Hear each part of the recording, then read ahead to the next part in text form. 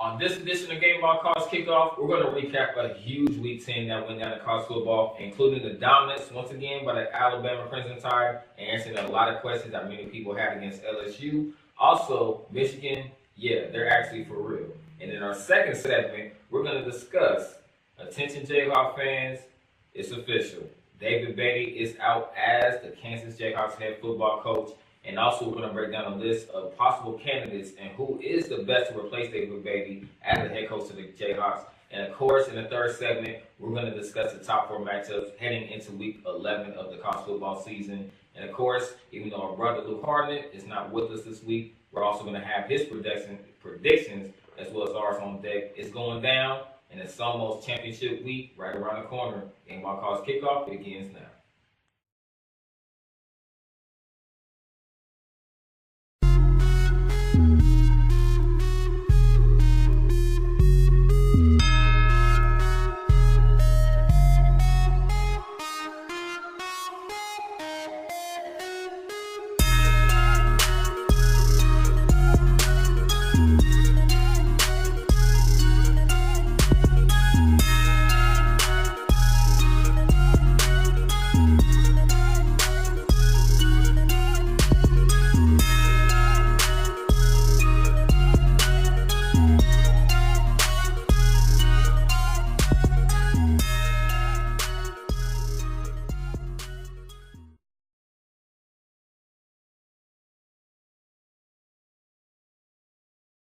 What's happening, everyone? Welcome to Gameball College Kickoff, where the football season never ends. I'm Marcus Young Genius Jenkins. It's your boy, Michael Riley. And of course, we're going to hold it down for our big brother, Luke Hartman, that could be with us again. He's also making some big moves, so of course, we got him, right? Yeah, that's our brother. All right, let's get it in. We're going to recap the scores. That was a huge football weekend in Week 10, starting with the Georgia Bulldogs and the Kentucky Wildcats. Number 6, Georgia, once again proving that they are the real deal. They will take care of Kentucky by a score of 34-17.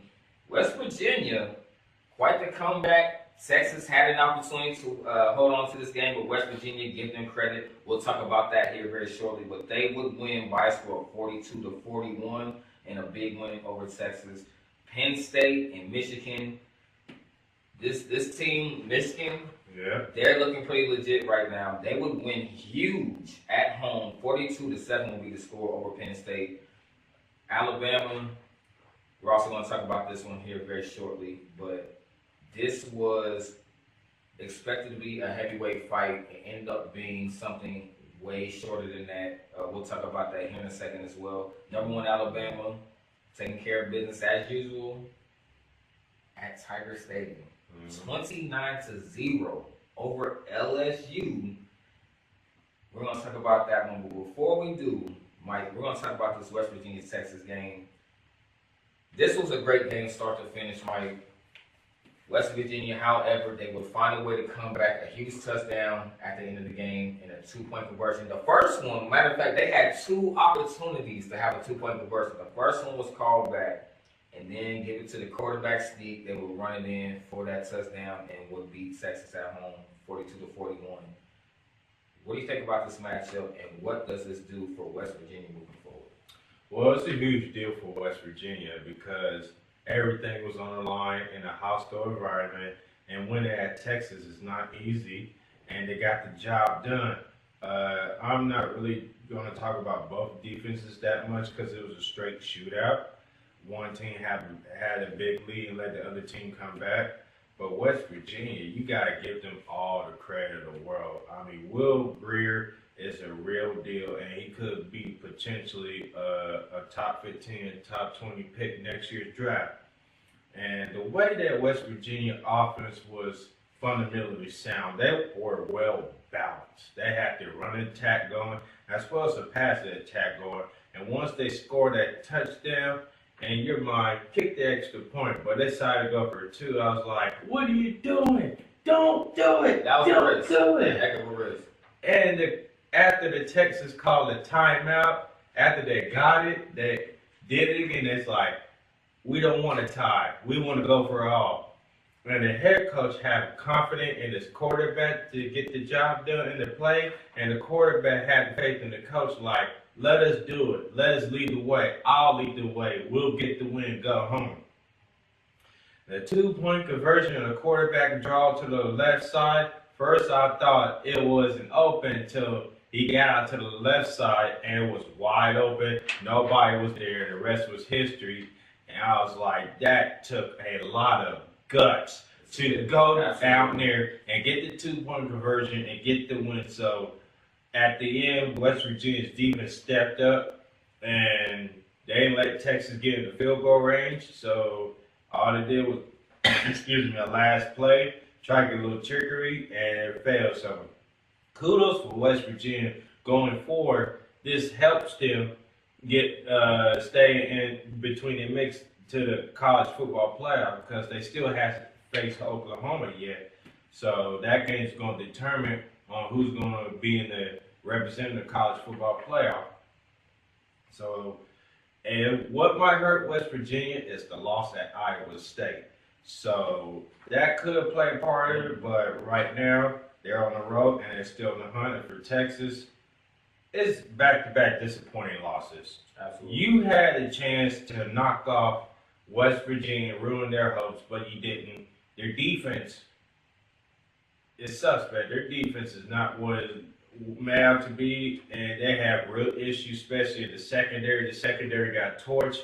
The linebackers got torched in the running game, and the front seven couldn't get pressure on West Virginia. So Texas, they got a lot of work to do. They're both eligible, but they have to try to get next year to try to get into the college football playoff. Just quickly to add, the defense, they had 2 opportunities to kind of seal the deal, and they failed twice. One was called back, you had an opportunity to make corrections, and you still didn't, and then you let the quarterback beat you on the sneak. I would imagine that would be something that would have to be addressed moving forward. But one thing I do want to ask you this really quickly. With this West Virginia win, they're still within reach of still maybe having the Big 12 potentially. We know that there's still a little bit of football still left to play. Does this still help the Big 12 and have their hopes alive as a conference still possibly being represented? Yes, it does. As of right now, all you got to do is keep winning, and LSU is out of the conversation. And I feel like there will be no 2 teams for the SEC getting in because likelihood the game factor will decide between Alabama and Georgia. Whoever wins that game and whoever loses more likely not be in that. So going forward, it helps the Big 12 and West Virginia if they can stay with a 1 loss. All right, West Virginia, huge win and a huge disappointment for the Texas Longhorns. Once again, West Virginia 42, Texas Longhorns 41. Second game we're going to talk about, and we discussed this, and we said last week this was going to be a heavyweight fight. We predicted that LSU's defense was going to prevent a challenge for Alabama. That definitely seemed to not be the case. Watching this game, Mike, I definitely want to hear your comments on this.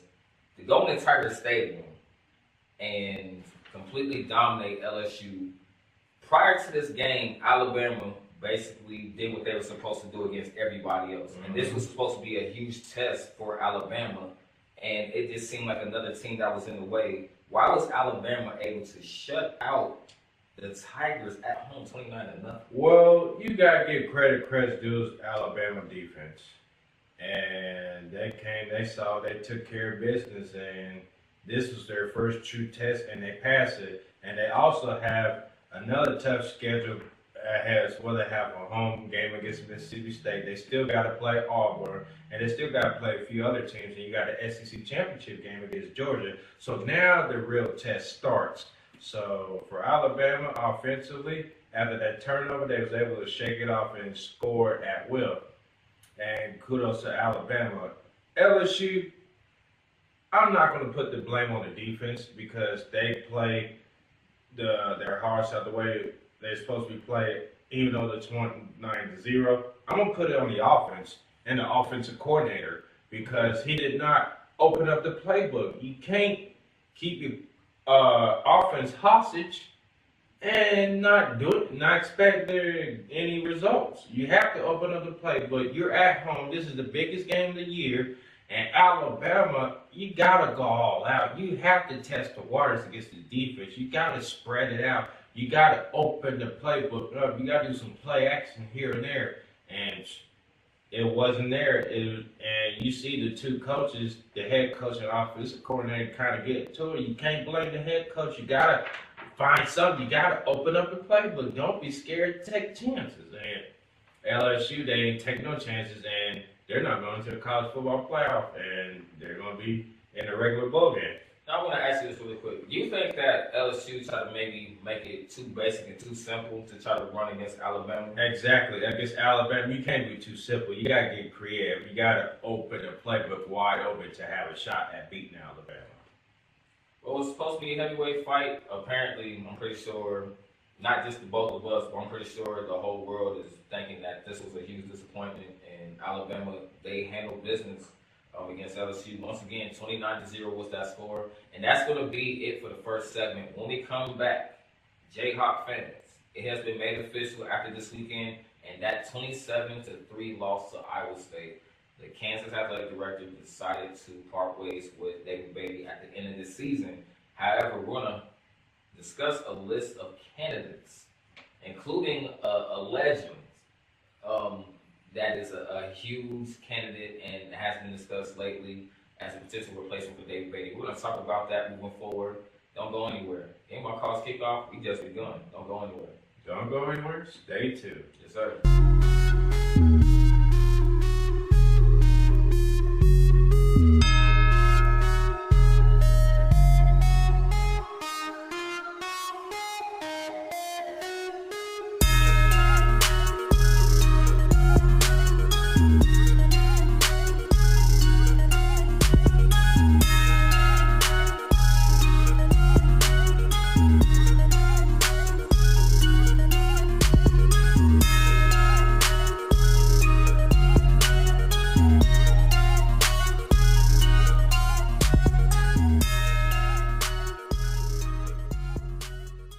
What's happening, everyone? Welcome back to Gameball Cards Kickoff for the football season never ends. In the second segment, like we talked about, Jayhawk fans, David Beatty will not be returning for his fifth season next year after him and the athletic director agreed that he would not return next season. However, we do have a list of candidates that we agree that will be a head coach, will be a good replacement for them, starting with Les Miles. Les Miles has been in this conversation heavily after this was announced. Les Miles, of course, the former head coach of Oklahoma State and as well LSU. Mike, do you think that he will be a good fit for the Jayhawks? He'll be a great fit. It's a no-brainer. Even though he's 63 years old, he can still coach. And he has been out of the coaching game for a while. He's a Fox Sports analyst, and it will make perfect sense because with the type of pedigree that Les Miles has, and he's won a national championship, once you bring that to KU, I'm like, the president and the chancellor paid the athletic director all this money, 5 years, 1.5 each season, so why not go for broke? We have no choice. I'm like, you have to clean house. And I respect David Beatty. I met him a few times. He's a good guy, but at the end of the day, he's not the right fit. So you want to find the right fit for the coach to get in here. So Les Miles is a no-brainer. It'll be pandemonium at KU, dude. Boy, I'm like, to go along with Bill Self and Les Miles. yes. Football and basketball, that's greatness right there. So why not? And also, he's a very good recruiter. He can recruit in the Louisiana area as well as the Texas area, and that's what KU is missing is the Texas area. So they'll be great right here. And see, I actually want to point this out really quick. I was actually online earlier today, and there's already people talking about why he would not be a good fit. But at the same time, everything that you talked about is the reason why a lot of people, including 24/7 Sports, that said he would not be a good fit. But for those reasons, if Les Miles is willing to take a chance on KU, why wouldn't somebody else? It's Les Miles. I can't see a lot of people saying, I don't know what his Kansas, but if Les Miles is willing to take that chance, why would you not want to take that chance with him? And he has a resume to back it up. I'm like, you go for broke. I'm like, Les Miles hasn't had a coaching job and for so long, And with his success, I think he'll turn the KU program real quick around. Absolutely, I would agree with that. Now, the next person I want to talk about, Dave Doran, current head coach of North Carolina State. Do you think he would be a good candidate? For what I heard source-wise, Les Miles and Dave Doran are the top two candidates for the KU coach. And Dave Doran would be also a perfect fit. He was a former assistant for KU. And Attention library also, patrons, the time is 8:30 and the library is closing he at is the 9 native p.m. of We ask Kansas, any so patron he's needing a from library here, card to come and to he the kind of account has special meetings Kansas until we ties stop for issuing the new cards in recruiting 15 area minutes. wise, Any children especially in the needing help Wichita calling for area a as ride well. home, should go to the So, children's or teen And center. what Thank you.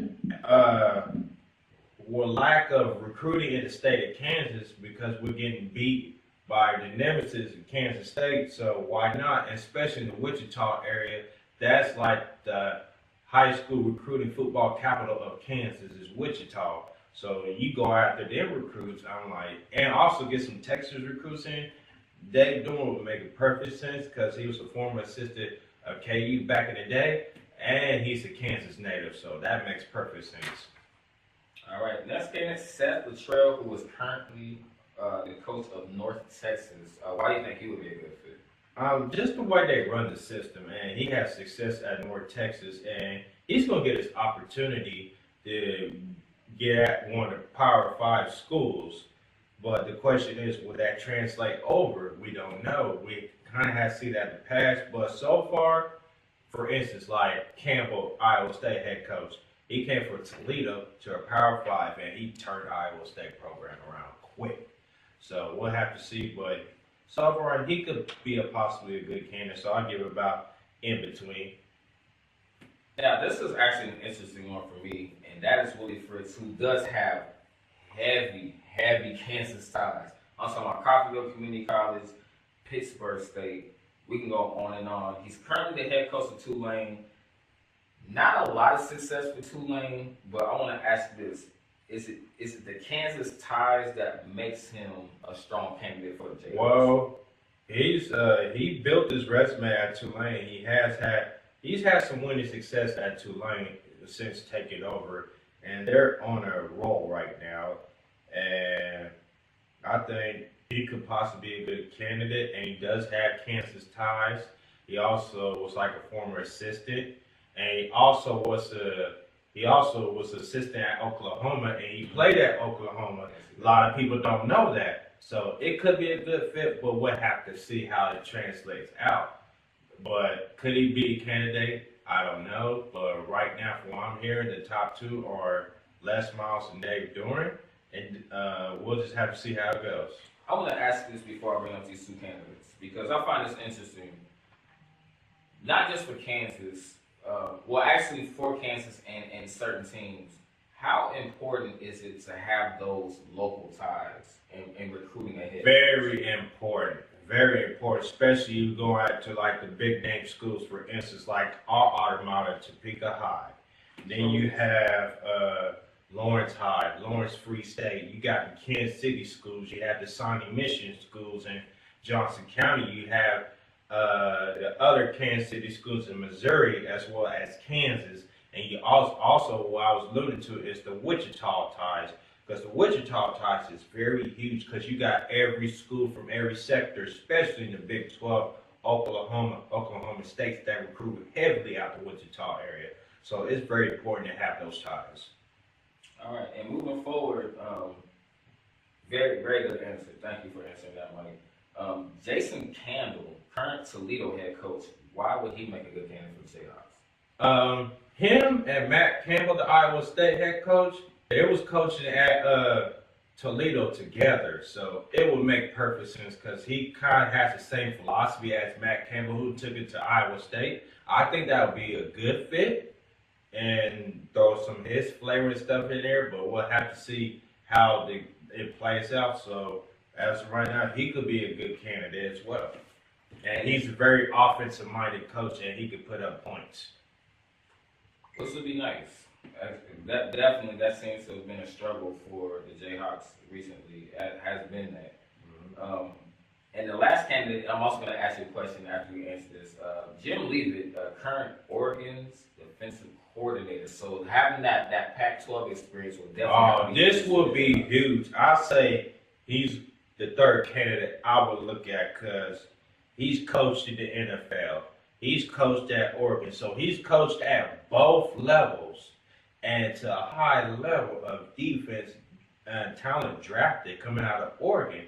It's just like recent years. It's just like defense from Oregon, bam, bam, bam. It's just like his philosophy and defensive philosophy is special. It's just like something you can gravitate to. I think he'll make a hell of a head coach for KU, and I know he'll get some good recruits coming in.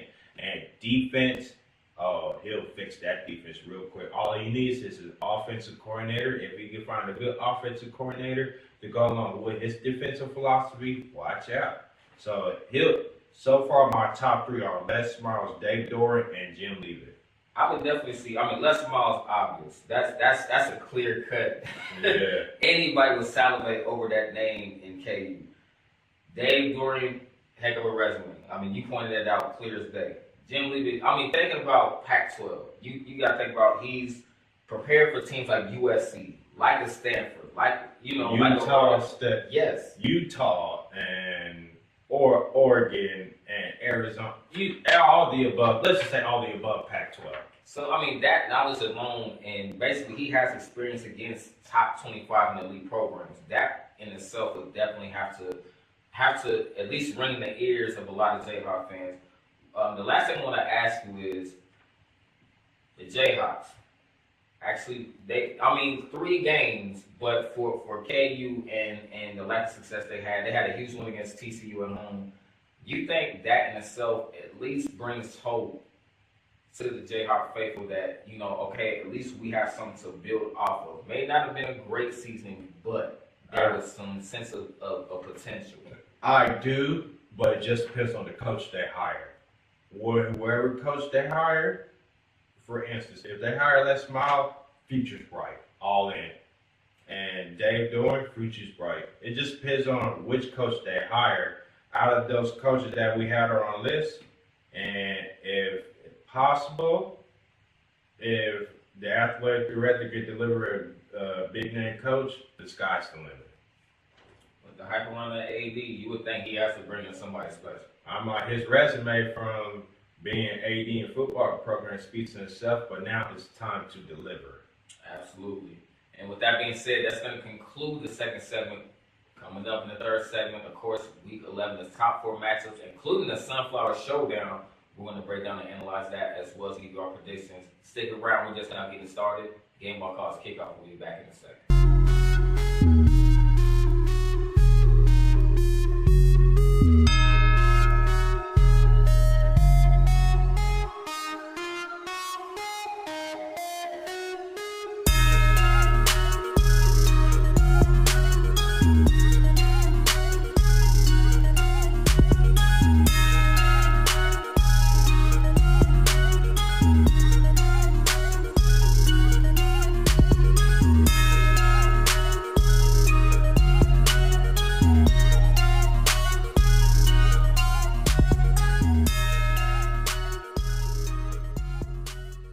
What's happening, everyone?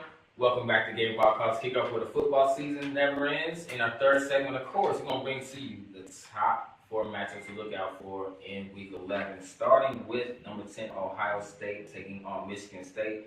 Mike, what do you like about this matchup?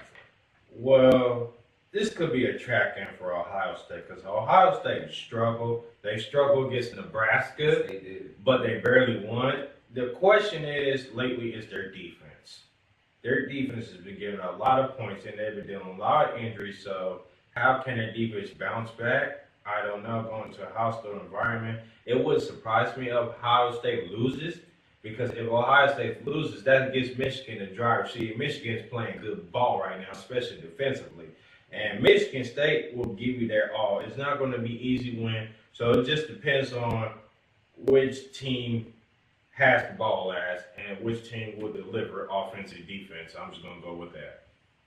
I ain't got nothing else to say. I agree with that 1,000%. Second game we're going to talk about, Sunflower Showdown, Kansas State.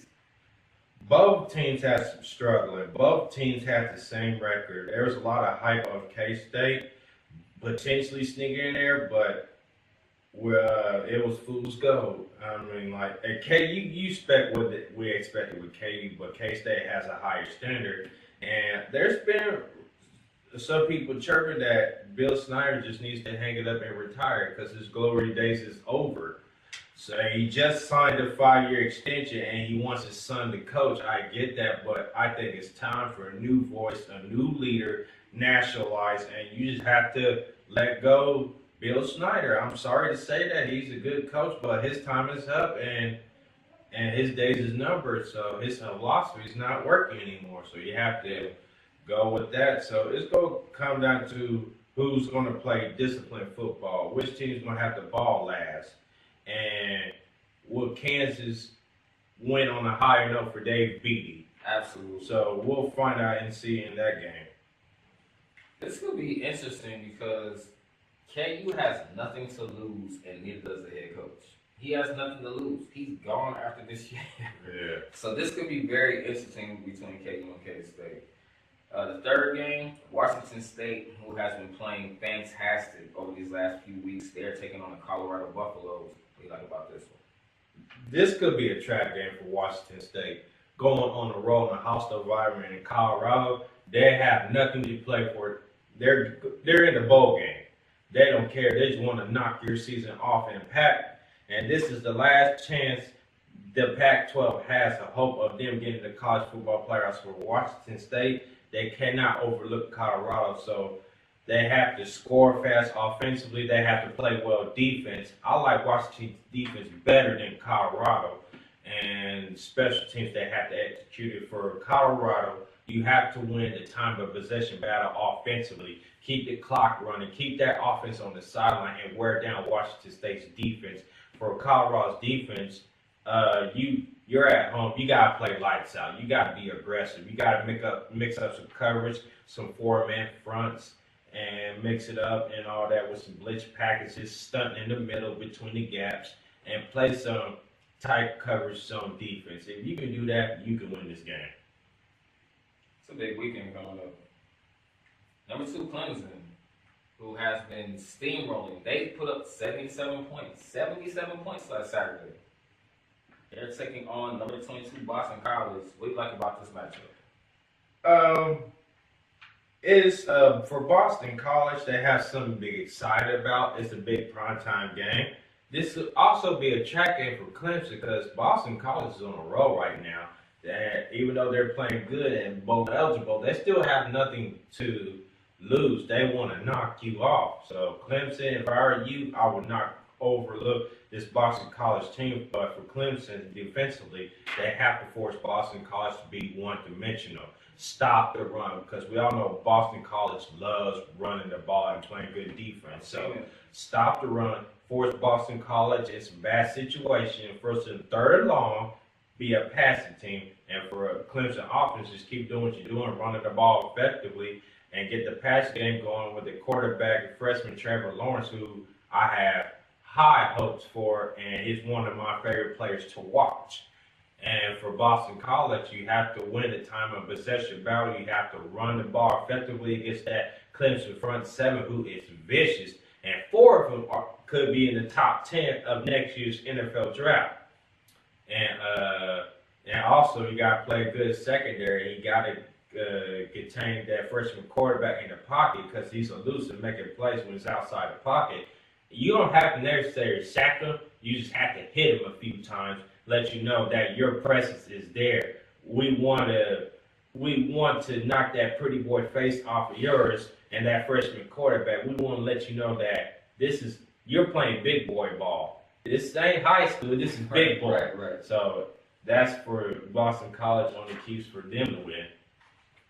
Clemson, basically what Mike is saying, even though they were steamrolling teams, don't sleep yet. No. Take your foot off the gas this shit. You got a good chance with Boston College, which is going to take us to the greatest part of the show, the predictions. And, of course, we're going to have Luke Harkness on deck as well, starting with Ohio State, Michigan State. What do you got? I have Ohio State winning a very close one. It wouldn't surprise me if Ohio State loses, but I don't see them losing. It's going to be kind of like a high scoring game a little bit, but I see Ohio State prevailing because of the quarterback Haskins.